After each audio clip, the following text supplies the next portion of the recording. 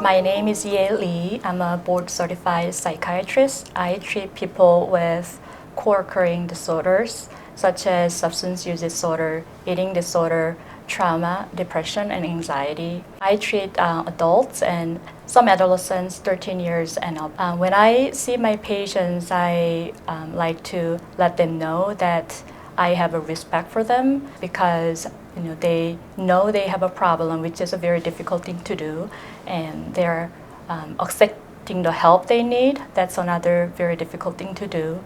And I usually start with that I have a respect for them, having the courage to address their issues. I have a background in treating people with substance use disorder. I co-founded an opioid addiction recovery program in Central Illinois, which eventually became a hub for any type of substance use disorder and co-occurring mental illness. Since when I was in medical school, I was always drawn to people with psychological pain than with physical pain. I was always curious why people act in a certain way and their motives. Patients who come to me, they ask me if they were going crazy, if they're going insane, and I understand those questions are coming from anxiety and depression, and I like to tell them that it is not that you are going crazy, you're trying to cope with this insane reality. I believe the experience of pandemic has been a trauma for a lot of people.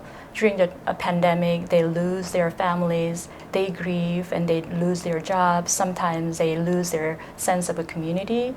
I think it has been an overall very traumatic experience for a lot of people. So we say that all losses are grief. Not all griefs are traumatic, but I believe a lot of things that we grieve these days and a lot of losses has been traumatic. So we try to see individual as a whole person who have a life besides a treatment program. We believe that treating a person as a whole person is what every individual deserves in the treatment program.